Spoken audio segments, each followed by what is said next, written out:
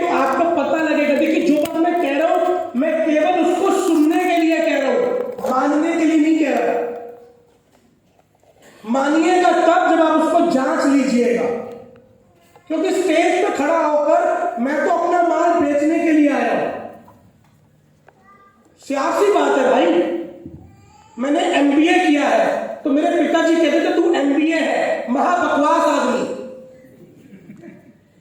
Company वालों ने बोला तू एमबीए है, जा माल बेच के आ।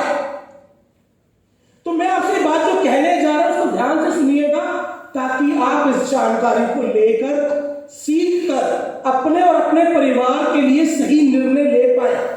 आखिरी निर्णय आपने लेना है, आखिरी डिसीजन आपका होने वाला है, आखिरी जो चीज का फैसला है वो आपने लेना है। मगर सही फैसला कैसे लेंगे जब तक उस चीज को जांचेंगे नहीं।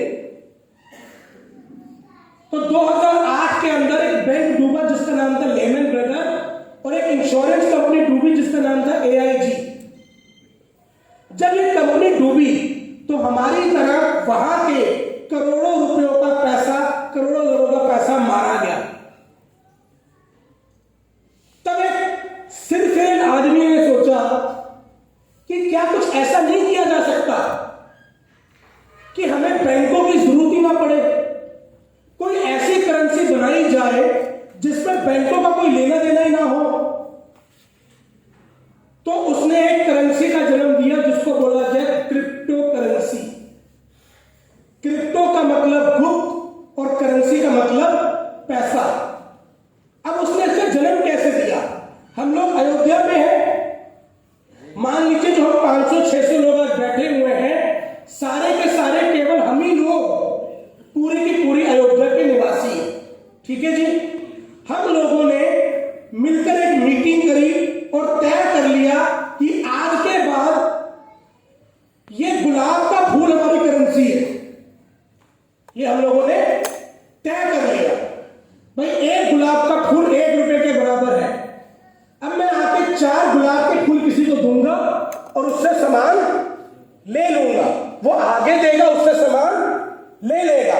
अगर हम सब लोग मिलकर इस बात को तय कर ले और आपस में इस बिहाफ पर लेन देन चालू कर दें, तब क्या कोई हमारी बात रोक सकता है? नहीं। हम सभी लोग एक दूसरे के लिए तय करके बैठे हैं। और ऐसा आपने कई जगह पे होता देखा होगा। हम मॉल में जाते हैं या ढाबे में जाते हैं तो उनका अपना टोकन होता है। आप पैसा देते हैं, टोकन मिलता है, आप जाके टोकन जमा कराते हैं, आपको सामान मिल जाता है। ठीक उसी तरीके को उसने बड़े स्केल पे करने का सोचा कि एक ऐसी करेंसी बनाई जाए जो दुनिया भर में एक व्यक्ति से दूसरे व्यक्ति तक ट्रांसफर करी जा सकती हो। और अगर दुनिया के लोग उसको एक्सेप्ट कर लेते हैं, उसको मान जाते हैं, तो हम एक दूसरे के साथ उसके जरिए लेन देन कर पाएंगे। इस सोच के साथ उसने एक करेंसी बनाई, क्रिप्टो करेंसी, जिसका नाम दिया क्रिप्टो करेंसी। क्रिप्टो का मतलब होता है गुप्त। क्योंकि उसने सरकारों के खिलाफ बनाई थी तो उसका नाम रख दिया गुप्त करेंसी, क्रिप्टो करेंसी। अब एक उसको दूसरी दिक्कत आई। वो दिक्कत क्या आई कि बैंक में तो मेरे अकाउंट में पैसा है, मेरे अकाउंट में पैसा है, ये बैंक बताता है। ए आदमी ने बी को पैसा दिया, ये चेक कौन करता है? बैंक। बैंक देखता है आपके अकाउंट में पैसा है और ओके कर देता है। यस और नो? यस। यहां पे ऐसा कौन करेगा? क्योंकि बैंक तो है ही नहीं बीच में। तो उन्होंने एक सिस्टम बनाया जिसको बोला गया ब्लॉकचेन। ब्लॉकचेन क्या है? एक तरीके का बही खाता है जिसके अंदर हर ट्रांजैक्शन का लेन देन होता है। क्या होता है? लेन देन। जैसे आपने देखा होगा दुकानदारों का भी एक बही खाता होता है। दाल बिकी, नोट कर लिया, सब्जी बिकी, नोट कर लिया, ताकि शाम को आके देखा जाए क्या क्या माल बिका है। यस और नो? यस। हर दुकानदार ऐसा करता है? यस और नो? इस तरीके का उन्होंने एक बही खाता बनाया। मगर उस बही खाते में खास बात रखी, वो बही खाता एक जगह पे नहीं, अलग जगह पे डेटा को स्टोर करता था। अभी क्या होता है, एक चीज का डाटा केवल एक जगह पे ही स्टोर किया जाता है, केवल एक जगह पे स्टोर किया जाता है। अगर कोई जमीन का लेन देन होता है तो उसका रिकॉर्ड कहां रखा जाता है? एक ही जगह पे, रजिस्ट्रार ऑफिस। यस और नो? यस। यानी कि अगर मैं एक जगह पे जाकर कागजातों को ऊपर नीचे कर दूं तो वहां से सारे के सारे रिकॉर्ड मिटाए जा सकते हैं। यस। इसी वजह से घपले होते आए हैं। उन्होंने एक ऐसा तरीका निकाला कि जैसे ही एक ट्रांजैक्शन होगी उसके रिकॉर्ड अलग अलग अलग अलग जगह पे जाके स्टोर हो जाएंगे और ये सारा का सारा डेटा ऑटोमेटिकली स्टोर होगा। ये सारा का सारा डेटा ऑटोमेटिकली स्टोर होने वाला है। तो हर एक व्यक्ति उसको देख तो सकता है मगर उसको बदल नहीं सकता। इसीलिए ब्लॉकचेन पे होने वाली किसी भी ट्रांजैक्शन को देखा जा सकता है। आप चाहे तो जाके देख सकते हैं, मैं चाहूं तो जाके देख सकता हूं, कोई भी व्यक्ति जाके उस बही खाते को चेक कर सकता है मगर उस बही खाते को बदल नहीं सकता। अब ये सबको पता है कि इस एक एड्रेस के खाते पे इतना रुपया रखा हुआ है, इसने इसको ट्रांसफर किया तो ओके जा सकता है मगर उसको बदला नहीं जा सकता। उसको बोला गया ब्लॉकचेन। अब क्या सरकारों ने इस काम को बंद करने की कोशिश करी? हाँ, सरकारों ने पूरी जान लगा दी कि क्रिप्टो करेंसी ना चले,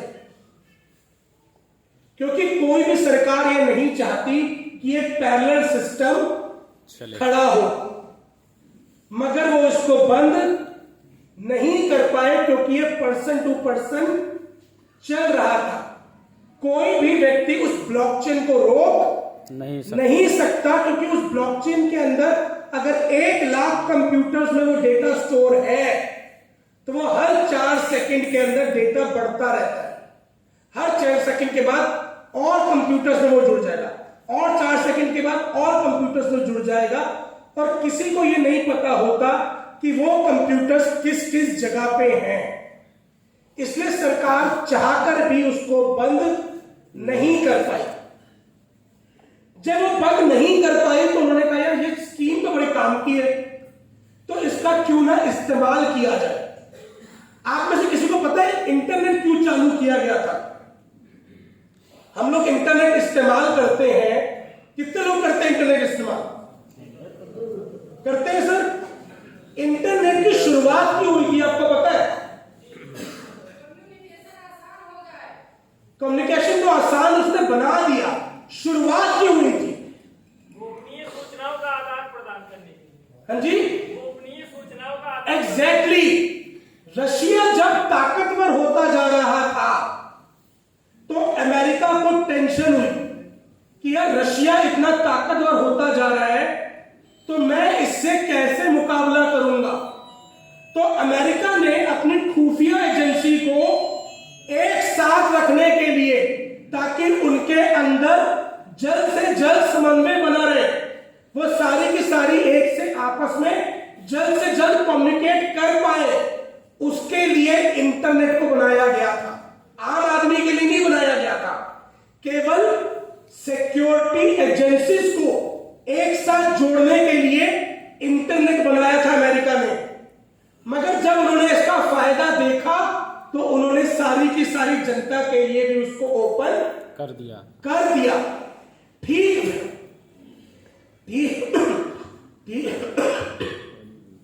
ठीक वैसे ही क्रिप्टो करेंसी के साथ हो रहा है। Thank you sir.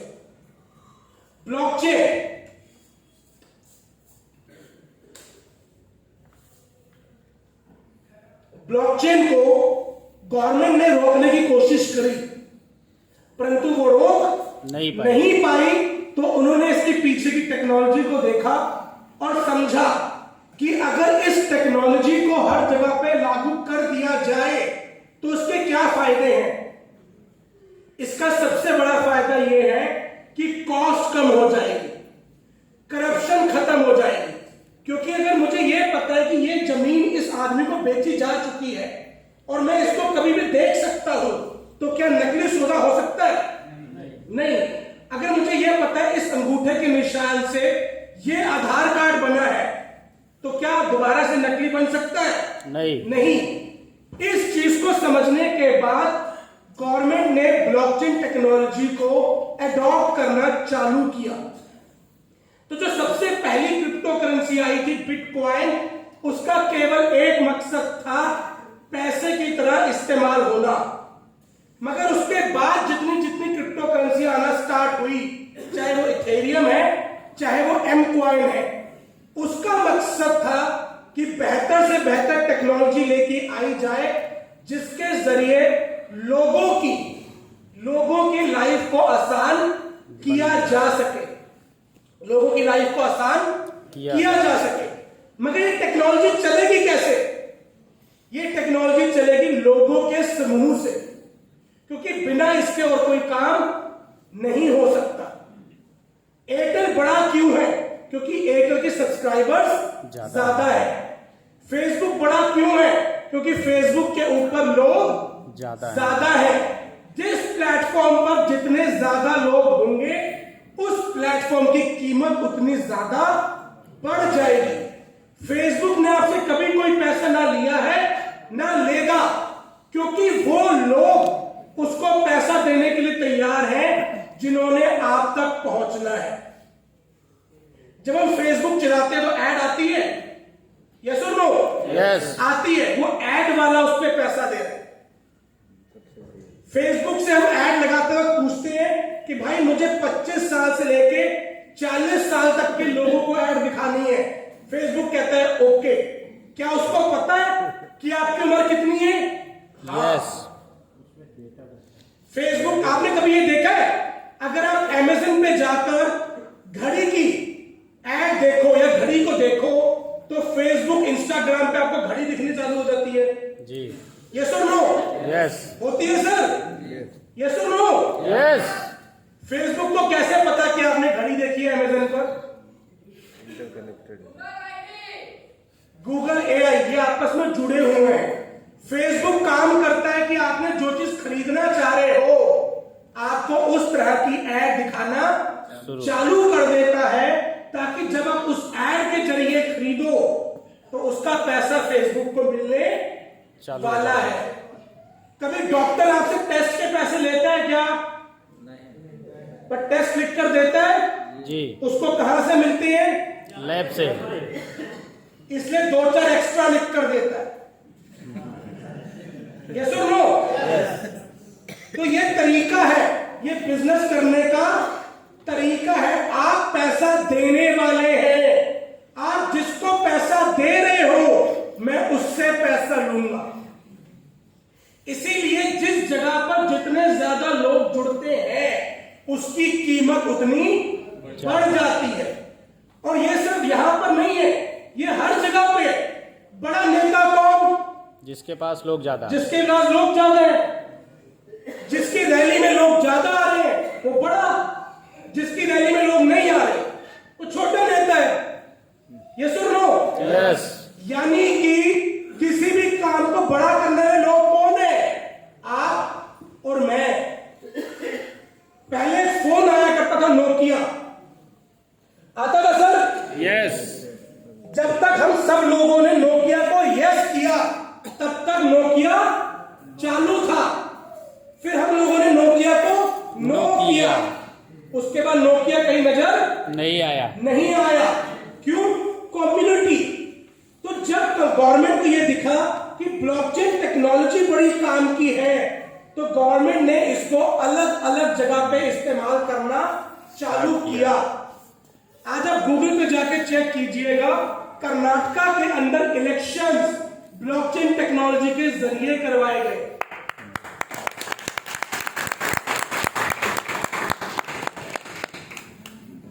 Blockchain technology के जरिए इलेक्शंस करवाए गए। तो ये बेसिक था क्रिप्टो करेंसी और ब्लॉकचेन के बारे में। अब मैं आपको यह बता देता हूं कि गवर्नमेंट का क्या रुख है। तो आज की बातचीत की हम शुरुआत करते हैं। काफी कुछ हो चुकी है, थोड़ा सा जल्दी जल्दी इस बातचीत को करने वाले हैं। तो आज हम जिस टेक्नोलॉजी के बारे में बातचीत करने वाले हैं वो टेक्नोलॉजी फ्यूचर की टेक्नोलॉजी है। आज से 4-5 साल बाद आप अपने आसपास हर एक चीज को ब्लॉकचेन टेक्नोलॉजी पे शिफ्ट होता देखेंगे। मगर आज जो भी मैं आपसे बात कर रहा हूं वो 100% फैक्ट्स के ऊपर आधारित है। होता क्या है कि जो फैक्ट्स है वो कभी बदलते नहीं है, मगर लोगों के ओपिनियन वक्त दर वक्त बदलते रहते हैं। उदाहरण के तौर पे मेरे पिताजी हैं, ये एक फैक्ट है, इसको कोई बदल नहीं सकता। मगर वो अच्छे हैं या बुरे हैं वो इस बात पे डिपेंड करेगा वो मेरी बात मानते हैं या नहीं मानते। ये मेरी राय है जो बदल सकती है मगर फैक्ट बदलने वाले नहीं है। आज हम बात करने वाले हैं कि हम अपने पैसे का मैक्सिमम फायदा कैसे ले सकते हैं और हम किस प्रकार अपने फैमिली के लिए एक अच्छी फाइनेंशियल हेल्थ को भी एंजॉय कर सकते हैं। ये हमें से हर एक के सपने हैं। ऐसी फोटो हमने कई बार देखी है।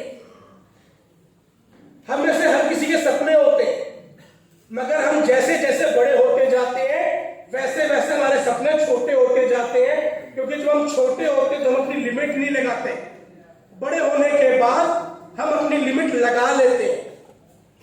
मगर अगर आज हम इस कमरे के अंदर हैं और आप इस चीज को सुन रहे हैं तो इस बात को सोच के सुनिएगा कि अगर आपके लाइफ के अंदर, आपके सर्कल के अंदर कोई व्यक्ति अपनी वैसी जिंदगी नहीं जी रहा जैसी वो जीना चाहता है, तो यहां से आपको वो जिंदगी मिल सकती है जैसी आप जीना चाह रहे हो। ये कैलकुलेशन है कि 1940 में 10 में काम चल जाता था, 2020 में 1 लाख और 2040 में 10 लाख रुपए चाहिए होंगे अगर ढंग की लाइफ को जीना है तो। ये 4 प्रकार की इनकम है कि भाई या तो मैं नौकरी कर सकता हूं, या दुकान खोल सकता हूं, या इन्वेस्टर बन सकता हूं, या बिजनेसमैन बन सकता हूं। अब लोगों की बड़ी शिकायत होती है कि सरकार बिजनेसमैन की बातें बहुत सुनती है। मानते इस बात को? यस। ये सब लोग कहते हैं कि सरकारें बिजनेसमैन के हिसाब से चलती हैं। यस और नो? यस। यस और नो? तो भाई किसके हिसाब से चले? एक एम्प्लॉय को सैलरी कौन दे रहा है? बिजनेसमैन। एक दुकानदार को प्रोडक्ट या सर्विस कौन दे रहा है? बिजनेसमैन। एक बिजनेसमैन। एक इन्वेस्टर किसके पास अपना पैसा लगा रहा है? बिजनेसमैन। बिजनेसमैन। तो अल्टीमेट पैसा कमा कौन रहा है? बिजनेसमैन। तो फिर किसकी सुनी? बिजनेसमैन की। कमाऊ पूत की बात सुनी जाती है। तो एक बिजनेसमैन ही तो है जो पैसा कमाने का स्रोत है, बाकी तो सब उससे कनेक्टेड है। वही तो बाकियों के लिए कमा के दे रहे हैं। एक आइडिया को लाकर उसको प्रॉफिट में कन्वर्ट करके वो बाकी लोगों को भी मौका दे रहा है। तो ये काम तो बिजनेसमैन ही कर रहा है, कौन कर रहा है? तो सरकार बिजनेसमैन की ना सुने तो किसकी सुने? आज अंबानी के साथ 10 करोड़ परिवार जुड़े हुए हैं। वो अंबानी की ना माने, अगले दिन वो कंपनी बंद कर दे तो वही 10 करोड़ इंसान उसका सर फोड़ रहे होंगे सरकार का। तो फिर किसकी माने? बिजनेसमैन की मानना सरकार की भी मजबूरी है भाई। तो आज हम एक ऐसी बात करने वाले जिसके जरिए बिजनेसमैन बन सकते हैं। सर इसको दबा दो। दबाया हूं अभी आ जाएगा।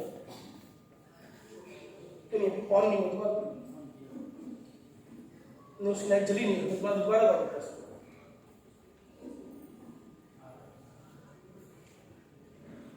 तो जब तक ये आ रहा है तब तक इधर बात कर लेते हैं। तो एक बिजनेसमैन की बातचीत को मानना सरकार की भी मजबूरी है, बिना उसके काम चलने वाला नहीं है। तो अगर आपको भी अपनी लाइफ में आगे बढ़ना है तो बिजनेस करना तो आपके लिए भी जरूरी है। अब हम बात करते हैं कि भाई किस तरीके से पैसा बढ़ा। सबसे पहले हम लोग बार्टर सिस्टम किया करते थे। सामान के बदले हम सामान का आदान प्रदान किया करते थे। फिर उसको आसान बनाने के लिए हमने गोल्ड से लेन देन करना चालू करा और आसान बनाने के लिए हम सिक्के पे आ गए, फिर हम नोट पे आ गए, फिर हम क्रेडिट कार्ड पर आ गए, प्लास्टिक मनी पर, और आज हम यूपीआई से पेमेंट कर देते हैं। ऐसा हो रहा है जी। जो अगला चरण है वो है क्रिप्टो करेंसी का। क्यों? क्योंकि क्रिप्टो करेंसी ज्यादा सेफ है, ज्यादा सिक्योर है और ज्यादा तेजी से एक व्यक्ति से दूसरे व्यक्ति तक ट्रांसफर करी होता जा है। सकती है। अब ये एक आंकड़ा है, इसको थोड़ा सा ध्यान से समझिएगा। हमारे देश के अंदर पहला बैंक 1770 में खुला था।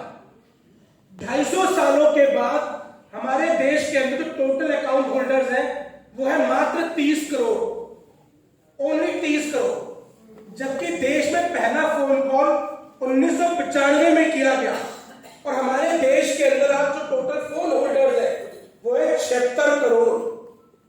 तो टेक्नोलॉजी ने बहुत तेजी से बैंकिंग सिस्टम को पीछे छोड़ दिया और क्रिप्टो करेंसी सबसे बड़ी टेक्नोलॉजी है। ऐसा मैं नहीं कह रहा, दुनिया के बड़े बड़े बिजनेसमैन बोल रहे हैं। और क्योंकि बिजनेसमैन की बातचीत सरकारें ज्यादा सुनती हैं तो आने वाले वक्त पे बिजनेसमैन जिस चीज को अडॉप्ट कर रहा है सरकार को वो चीज अडॉप्ट करनी ही होगी। इतना ही नहीं, ये है कैप्टन रघुराम राजन, ये आरबीआई के गवर्नर रहे हैं। आरबीआई सभी बैंकों में सबसे बड़ा बैंक होता है। जितने भी बैंक है देश के अंदर उन सबको जो गवर्न करता है वो होता है आरबीआई। आरबीआई के जो गवर्नर रहे हैं कैप्टन रघुराम राजन के, उनका कहना है कि आने वाले वक्त में वर्चुअल करेंसी, क्रिप्टो करेंसी जो है वो पॉपुलर होने वाली है। अब ये आपको तय करना है आपको किसकी बात सुननी है, क्योंकि हमारी लाइफ में दो प्रकार के जानकार होते हैं। एक जानकार होता है जो मेरा जानकार है, जो मेरा दोस्त है। दूसरा जानकार होता है जो अपने फील्ड का जानकार। अगर आपके घर में किसी के पेट में दर्द हो तो डॉक्टर के पास लेके जाते हैं या अपने जानकार से बोलते दवाई दे दे? डॉक्टर के पास। डॉक्टर के पास लेके जाते हैं क्योंकि हमें पता है वो उस जगह का जानकार है। मगर पैसे के मामले में हम लोग ज्यादातर अपने जानकार की बात मानते हैं। अपने दिल पे हाथ रख के मुझे इस बात का जवाब दीजिएगा, अगर आपका एक दोस्त आपके पास आए और वो बोले भाई मैं एक बिजनेस चालू करने वाला हूं, उसमें 20 लाख रुपए लगने वाले हैं और आपको उस बिजनेस के बारे में कोई बहुत ज्यादा जानकारी नहीं है, तो आप उसको क्या सलाह देंगे? चालू कर ले या मत कर? क्या सलाह देंगे सर? चालू कर ले या मत कर? मत कर। क्यों? आपके पेट में क्या तकलीफ थी हाँ बोलने में? उसका 20 लाख डूब गया तो आके मेरी गर्दन पकड़ लेगा, तूने कहा था कर ले। यस और नो? सर यही चीज पैसे के साथ होती है।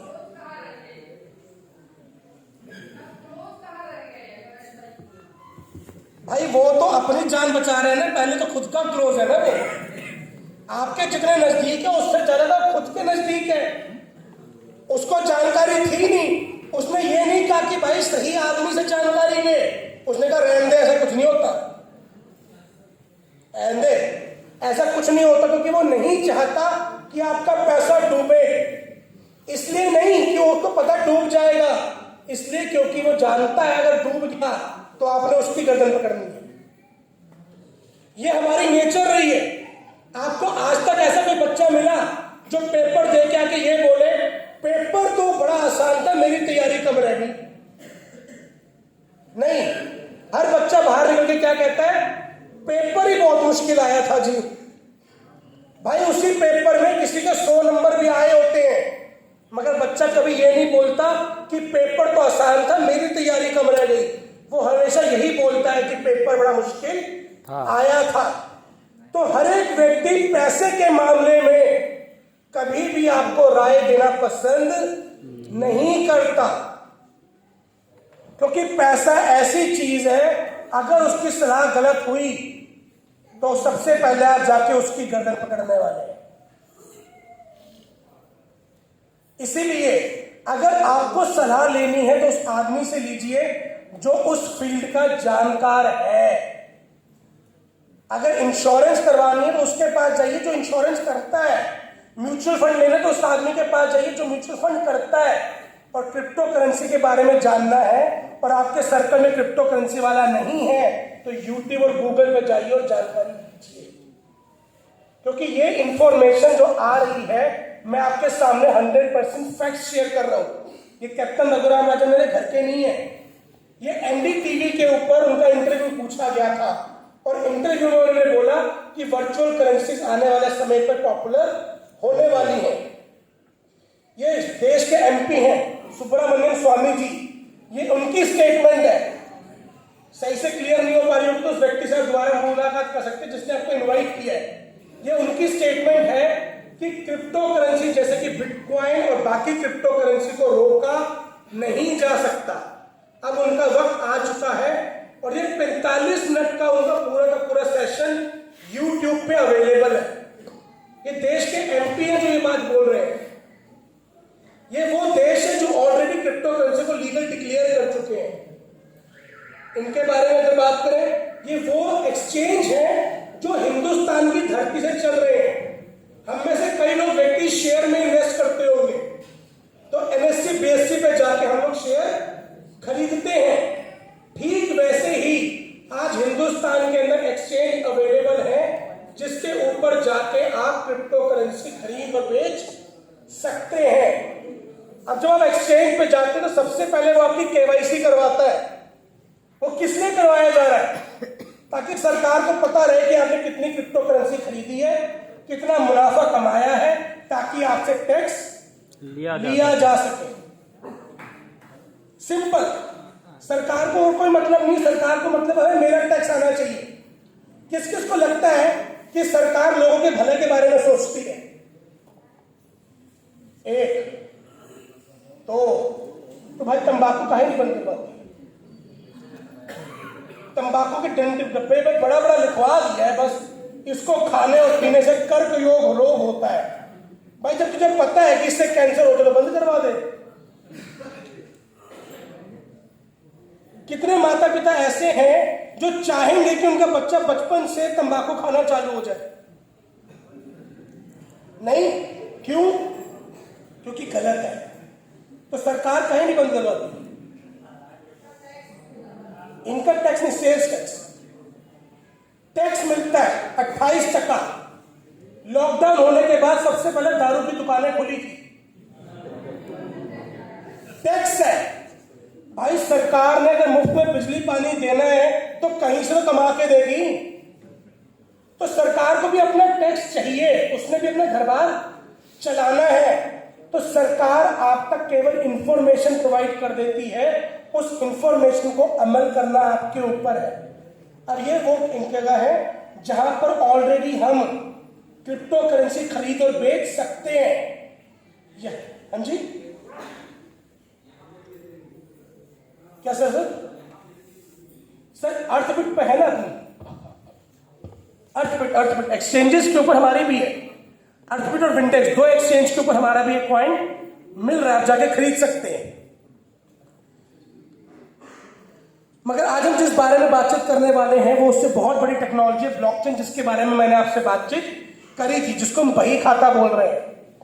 और जैक मा जो दुनिया का, चाइना का जो सबसे अमीर व्यक्ति है, वो कहते हैं ब्लॉकचेन टेक्नोलॉजी वो टेक्नोलॉजी है जो आने वाले टाइम पर सारी दुनिया को बदल के रख देगी। जिस प्रकार से ईमेल इंटरनेट का एक बहुत छोटा सा हिस्सा है, वैसे ही क्रिप्टो करेंसी ब्लॉकचेन का एक बहुत छोटा सा हिस्सा है। ब्लॉकचेन टेक्नोलॉजी आने वाले टाइम पर हर जगह पे काम आने वाली है, चाहे वो फाइनेंशियल जगत हो, चाहे वो नॉन फाइनेंशियल जगत हो, हर जगह पर ब्लॉकचेन टेक्नोलॉजी का इस्तेमाल होने वाला है।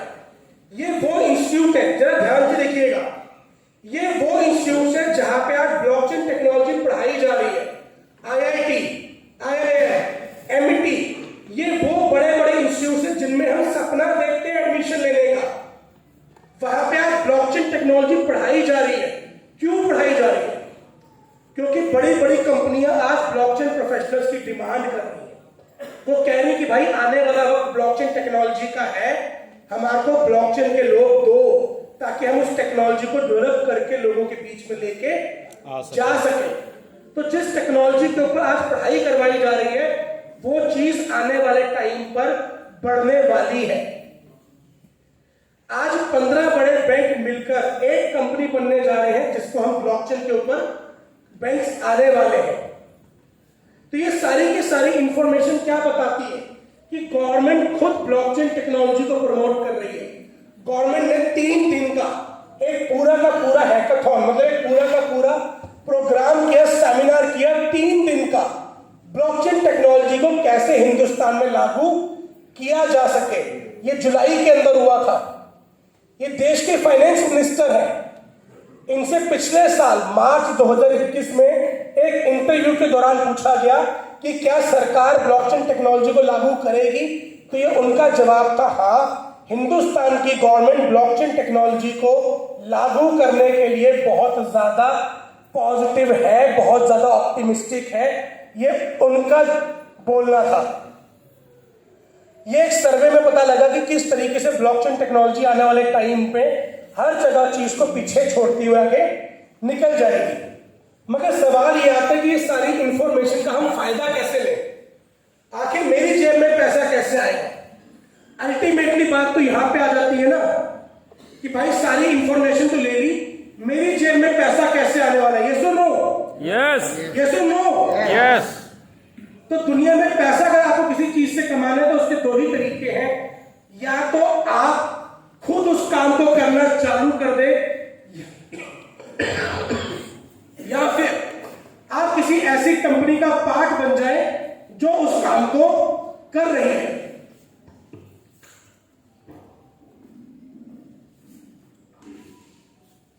या तो आप खुद उस काम को करने लग जाए, या फिर आप उस कंपनी का पार्ट बन जाए जो उस काम को कर रही है।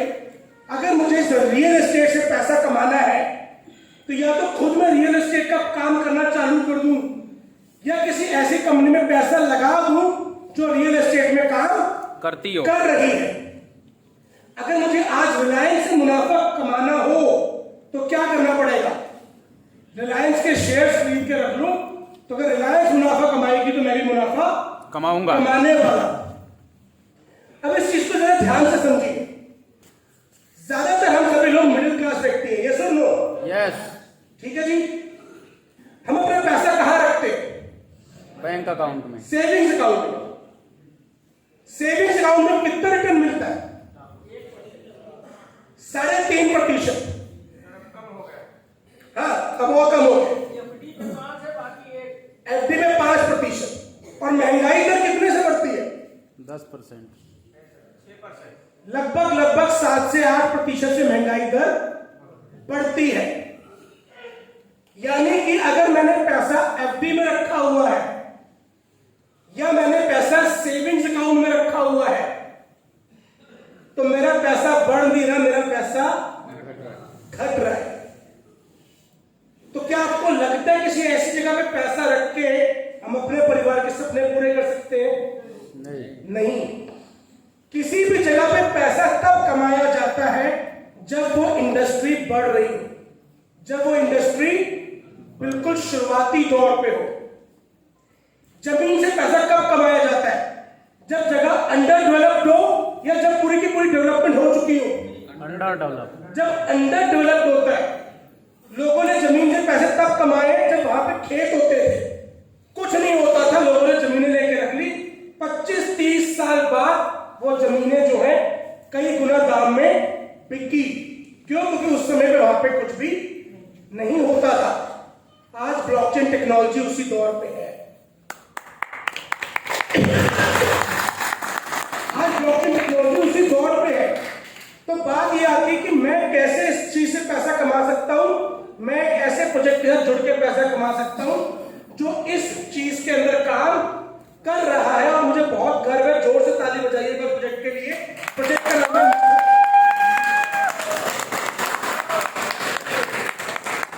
यानी कि अगर मैं इस जगह पे पैसा इन्वेस्ट करता हूं तो मैं अच्छा पैसा कमा सकता हूं। दुनिया भर में आज भी केवल 6% लोगों को ही इस चीज के बारे में जानकारी है। यानी कि हम उन 6% लोगों के अंदर है आज जो इस बारे में थोड़ा बहुत जानकारी रखते हैं। तो अगर हम आज इसका हिस्सा बनते हैं तो अगले 4 से 5 सालों में बहुत अच्छा पैसा कमा सकते हैं। अब ये बात आती है कि हम किस प्रोजेक्ट के साथ जुड़े।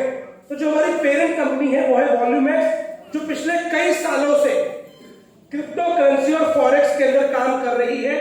तो एक बहुत ही एक्सपर्ट टीम है हमारी जो इस बारे में अच्छे से जानकारी रखती है। उसके अलावा हम ऐसे प्रोडक्ट लेके लोगों के बीच में जा रहे हैं जो लोगों की जरूरत है। क्या आपने किसी ऐसे पंखे के बारे में सुना है जो बिना लाइट के भी 24 घंटे चल सकता हो? यहां हम गांव की बात करते हैं, लाइट नहीं आती, एक ऐसा पंखा जो बिना लाइट के भी 24 घंटे चल सकता हो। हम ऐसे ऐसे प्रोडक्ट को लेके लोगों के बीच में जा रहे हैं और कंपनी दो तरह से हमारे को ऑफर करती है। या तो आप मेरे में पैसा इन्वेस्ट करके दुगना शेयर ले लीजिए, या फिर आप मेरे प्रोडक्ट खरीद लीजिए।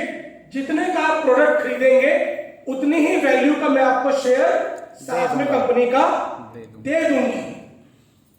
तो ये सारे के सारे प्रोजेक्ट्स जो कंपनी हमारी लेके आने वाली है। अब कंपनी के साथ जुड़ने के हमारे 3 अलग अलग तरीके होते हैं, जिसमें जो सबसे ज्यादा फायदेमंद तरीका है वो है एम कॉइन का स्टेकिंग प्लान। एम कॉइन क्या है? एम कॉइन हमारी क्रिप्टो करेंसी का नाम है जिससे मैंने शुरुआत करी थी। हमारी जो एसेट है, हमारा जो शेयर है, उसका नाम क्या है? M coin. जब आप कंपनी के साथ जुड़ते हैं तो आप क्या करते हैं? कंपनी का शेयर खरीदते हैं। जैसे किसी ने अगर रिलायंस के साथ जुड़ना हो तो क्या करना पड़ेगा? रिलायंस का शेयर खरीदना पड़ेगा। तो वैसे ही आप हमारी कंपनी का शेयर खरीद के रख सकते हैं और कंपनी आपको जितने का पैसे का शेयर आप खरीदती है उससे 150% से लेके 250% तक का शेयर आपको देती है। मान लीजिए आपने $30 केवल और केवल $2500 में कंपनी का शेयर खरीदा तो कंपनी आपको $45 का शेयर देती है, यानी कि 150 गुना का शेयर देती है। ये शेयर कितने दिन के लिए मिलता है? 365 दिन के लिए। यानी कि अगर 1 साल के अंदर कंपनी की शेयर की कोई कीमत नहीं भी बढ़ी और आपने 1 साल के बाद उस शेयर को बेचा तो भी आपको 50% बेनिफिट मिलने वाला है। उसके बाद अगर आप किसी भी और लेवल पे आगे बढ़ते हैं तो कंपनी उसके अकॉर्डिंगली आपको शेयर देती है। शुरुआत केवल $2500 से की जा सकती है। उसकी वजह यह है कि आपके फोन में चाहे $2500 का शेयर पड़ा हो या 25 लाख का शेयर पड़ा हो, कंपनी के लिए आप एक सब्सक्राइबर है। आपके पास कंपनी का एक एड्रेस है। अब आपके फोन में चाहे $100 का रिचार्ज होता हो या 10,000 रुपए का रिचार्ज होता हो, आप कंपनी के लिए एक सब्सक्राइबर है। तो हमारे लिए भी आप एक सब्सक्राइबर है। अपने हिसाब से आप अपने लिए ज्यादा शेयर ले सकते हैं अगर आपको लगता है कि हाँ मेरे पास बजट है और क्योंकि ग्रोथ होनी है तो मैं अगर शेयर ज्यादा लेके रखता हूं तो मैं भी बेहतर ग्रोथ ले पाऊंगा। तो जब हम शेयर लेते हैं उसके अकॉर्डिंगली आपको एडिशनल शेयर मिल जाता है। अब एक उदाहरण ले रखा है कि अगर मैं 10,000 रुपए यानी कि लगभग $120 $10,000 का कंपनी का शेयर लेता हूं तो मुझे 150 गुना 150% की ग्रोथ कंपनी पहले दिन से ही दे देती है। अगर वही 10,000 रुपए मैं सेविंग्स अकाउंट में रखूं तो 2 सालों के बाद वो 10,600 रुपए हो जाएंगे। वही चीज मैं एफडी में रखूं तो 2 सालों के बाद 11,000 रुपए हो जाएंगे। वही चीज अगर मैं म्यूचुअल फंड में रखूं तो 12,100 रुपए वो 2 सालों में होने वाले हैं। परंतु अगर मैं कंपनी के साथ 10,000 रुपए इन्वेस्ट करता हूं और कंपनी का शेयर नहीं भी बढ़ता तो भी आपको 2 सालों बाद 15,000 रुपए मिलने वाले हैं, क्योंकि कंपनी ने आपको पहले दिन ही 50% का एक्स्ट्रा शेयर दे के रखा हुआ है। ये मेरा खुद का है। 17 फरवरी 2021 को मैंने लगभग 10,000 रुपए कंपनी में इन्वेस्ट किए थे और 20 जून को वो बढ़कर ऑलरेडी 126 मतलब $120 इन्वेस्ट किए थे और केवल 4 महीने में वो $126 हो चुके थे। मैंने उन शेयर्स को आज तक नहीं बेचा। अगर मैं इन्हीं 4 महीने की कीमत की बात करूं तो आज ये बढ़कर लगभग $250 हो चुके हैं केवल उन्हीं 4 महीने के शेयर्स। अगर मैं अभी बाकी आगे की बात करूं तो लगभग 8 गुना प्रॉफिट कंपनी से 1 साल में ले चुका हूं, जबकि मेरा कंपनी के साथ 2 साल का कॉन्ट्रैक्ट है। मैं 1 साल में 8 गुना प्रॉफिट ऑलरेडी ले चुका हूं। अब बात आती है कि हमारे पास एक लिमिटेड पैसा होता है इन्वेस्ट करने का। जब मैं मेहनत करता हूं तो मैं कैसे काम कर सकता हूं, जिसको हम नेटवर्क मार्केटिंग बोलते हैं। नेटवर्क मार्केटिंग के अंदर सबसे इंपॉर्टेंट ये होता है कि नए इंसान के पास पैसा जा रहा है या नहीं जा रहा। तो तो जब एक व्यक्ति मेरे कहने पे $30 का, मात्र $30 का शेयर कंपनी से लेता है, तो मुझे इमीडिएटली $15 की आमदनी आती है। $30 पे $45 तो उसको मिल जाते हैं और $15 मुझको मिल जाते हैं, लगभग 1200 रुपए। यानी कि अगर एक व्यक्ति डेली बेसिस पे मेहनत कर रहा है तो अपने लिए 30 से 40 हजार रुपए की इनकम वो पहले दिन से कमा सकता है। ये दूसरी इनकम आती है एडवाइजरी बोनस। जिस व्यक्ति को मैं लेके आया था $30 से, उसके आने पे मुझे $15 मिलते हैं। जब वो आगे किसी व्यक्ति को $30 से लेके आता है तो मुझे उससे 9 लेवल से आमदनी आती है। $1, आधा डॉलर करते करते करते करते ऐसे 9 लेवल तक जाती है। अब ये कैलकुलेशन है, कैलकुलेशन आपको एक बारी में समझ में नहीं आती, परंतु हाँ जब धीरे धीरे चीजों को करना शुरू करते हैं तो चीजें हमारी समझ में आ जाती है। क्योंकि बिजनेस प्लान बिल्कुल धुंध में गाड़ी चलाने जैसा है। एक बारी में केवल 10 मीटर दिख रहा होता है। अगर मैं 10 मीटर आगे जाता हूं तो अगले 10 मीटर मुझे दिखने चालू हो जाते हैं।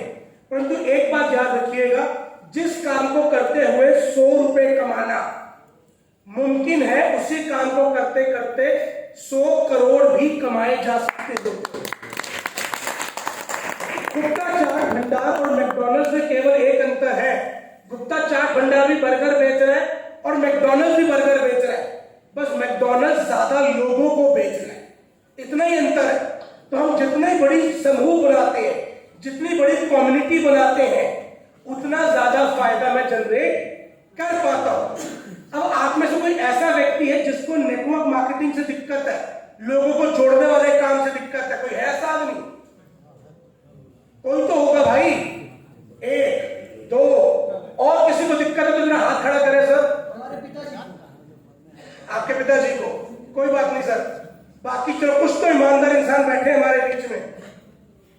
तो भाई जिसको लोगों को जोड़ने से दिक्कत है, तो मुझे बताओ, मैं तोड़ने में भी बहुत अच्छा हूं, आपके परिवारों को आकर तोड़ दूं क्या?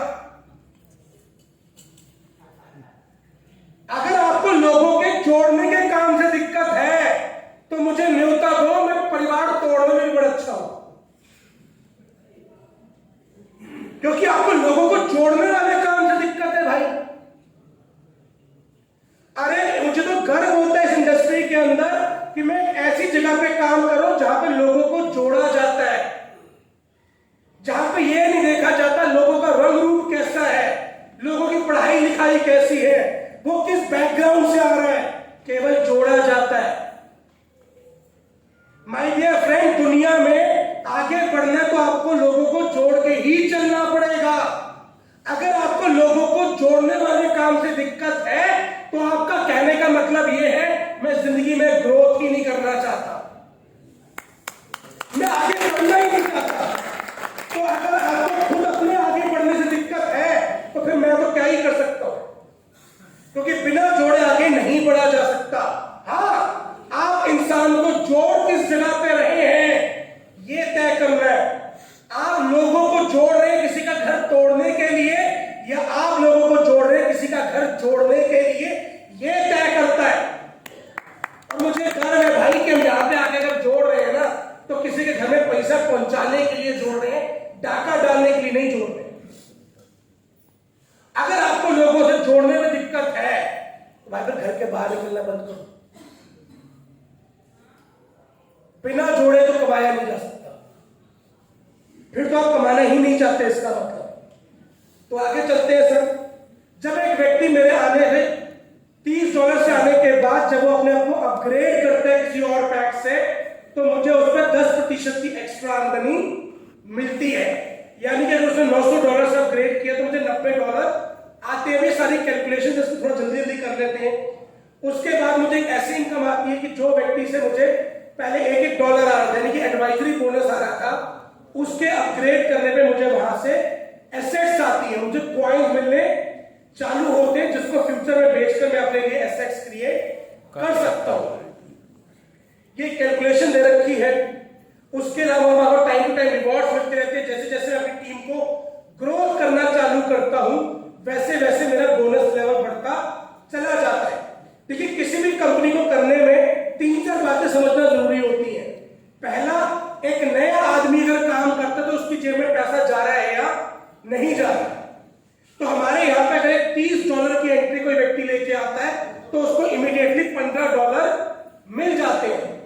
कि घर चलाने के लिए अगर 25,000 रुपए कमाने हैं तो केवल 50,000 रुपए का बिजनेस देकर 25,000 रुपए कमाए जा सकते हैं, जो कहीं भी और पर कम से कम 3 से 4 लाख रुपए का बिजनेस देने पे 25,000 रुपए की आमदनी आती है। वही आमदनी मेरे यहाँ पे 50,000 का बिजनेस देने पे आ जाती है। ये सबसे इंपॉर्टेंट है। दूसरा, क्या सिस्टम के अंदर लोगों को आगे बढ़ाने पे फोकस किया जाता है? तो हमारे यहाँ पे जितनी भी इनकम है वो तब बढ़ती है जब मैं अपनी टीम के अंदर अचीवर्स निकालता हूं। जब मैं अपनी टीम में लोगों को अचीवमेंट करवाता हूं, वैसे वैसे मेरा लेवल ऊपर बढ़ता हुआ चला जाता है। यानी कि मैं जितने ज्यादा लोगों को अचीवमेंट करवाऊंगा उतनी ज्यादा इनकम मेरी बढ़ने वाली है। तो मुझे सारे के सारे रिवॉर्ड भी उसी अकॉर्डिंगली मिलते हैं और टॉप लेवल तक जाते जाते मैं टोटल $6 लाख लगभग 5 करोड़ रुपए के रिवॉर्ड जनरेट कर सकता हूं। उसके अलावा कार रिवॉर्ड्स, कैश रिवॉर्ड्स आपको मिलते रहते हैं। पर एक चीज मैं वो क्लियर करना चाहता हूं कि ये जो आपने बातें सुनी है कोई रातों रात अमीर होने की स्कीम नहीं है। यहाँ पे आपको मेहनत करनी पड़ेगी। लक्ष्मी कौन कौन कमाना चाहता है? सब आदमी कौन नहीं कमाएगा लक्ष्मी पैसा? सब कमाना चाहते हैं। तो मुझे लक्ष्मी के बारे में एक बात बताओ, लक्ष्मी का वाहन कौन है? उल्लू। और आप क्या नहीं बनना चाहते? तो फिर लक्ष्मी कहां से आएगी? भाई लाइफ के अंदर एक बात समझिए, हमारे भगवानों ने, हमारे धार्मिक ग्रंथों ने बहुत चीजें बहुत क्लियर करके बताई हैं, बहुत चीजें बहुत क्लियर करके बताई हैं। उन्होंने हमारे को धरती पे भेजा था ताकि हम भेजा ना लगाए। उन्होंने कहा था तुम्हें सर्कस में भेज रहा हूं, जाओ मौज मार के आओ, मगर हम लोगों ने अपना भेजा लगाना चालू किया। अखरोट खाने से क्या तेज होता है? दिमाग। अखरोट दिखता कैसे है? माइंड के जैसा। माइंड की तरह। बादाम खाने से क्या तेज होती है? आंखें। बादाम दिखता कैसे है? आंखों की तरह। बोला जाता है an apple a day keeps doctor away. एक सेब रोज खाओ तो डॉक्टर दूर रहता है। क्यों? क्योंकि दिल के लिए अच्छा होता है। और अगर सेब को बीच में से काटो तो दिखता कैसा है? हार्ट के जैसा। हार्ट की तरह। यानी कि हमारे भगवान ने, हमारे नेचर ने सारी चीजें क्लियर की थी। और मां लक्ष्मी जिसको हम सब कमाना चाहते हैं, उनका वाहन क्या था? उल्लू। और दिक्कत यह है उल्लू ही नहीं बनना चाहते। अपन कहते हैं हमें सब पता है, कृपया करके यहां पे ज्ञान मत बांटो। यहां पे सभी ज्ञानी है। यहां पे आधे व्यक्ति अभी भी ऐसे बैठे हैं, अपन ना मानने वाले कुछ भी। भाई अगर इतना एटीट्यूड है, अगर इतनी चीजें, तो जरा अपने अकाउंट में झांक कर देखो, क्या अकाउंट भी वही बातें बता रहा है जो आपका बॉडी बता रही है? अगर हाँ तो उसके लेकर रखो, और नहीं आ रही तो थोड़ा सा कमर झुका लो। बहुत सिंपल सी बात है। क्योंकि देखो अपने को तो यहां पे आके गाना गाने का पैसा मिलना ही है, वो तो मिल ही रहा है। और अपने को 4-5 आदमी काम के भी मिल ही जाने वाले हैं। दुनिया में एक मुर्दा इंसान को 4 कंधे मिल जाते हैं ना चलने के लिए जी, तो अपने को भी 4-5 आदमी काम करने वाले मिलने वाले हैं। सवाल ये है कि आप अपनी लाइफ में आगे बढ़ने वाले हैं या नहीं? आपको ये पता है गांधी जी दांडी यात्रा पे गए थे सर? यस। तो आप में से कितने लोगों को लगता है कि गांधी जी जाने से पहले एक एक के घर गए होंगे और पूछा होगा कि भाई कल मैं नमक कानून तोड़ने जा रहा हूं, कल मैं दांडी यात्रा पे जा रहा हूं, तू मेरे साथ चलेगा क्या? किसी के पास नहीं गए थे, मगर लोग उनके साथ चले क्योंकि लोगों को पता था ये पागल आदमी है, ये कल पक्का जाएगा और जाएगा तो नमक कानून तोड़ कर आएगा। अगर हम इसके साथ चलेंगे तो मेरा नाम भी इतिहास में लिखा जाएगा। तो आदमी अगर गया था तो खुद के लिए गया था, गांधी जी के लिए नहीं गया था। उसको गांधी जी से कोई मतलब नहीं था, उसको केवल खुद से मतलब था कि अगर मैं जाऊंगा तो मेरा नाम भी इतिहास में लिखा जाएगा। और आज यहां पर जो 500 लोग बैठे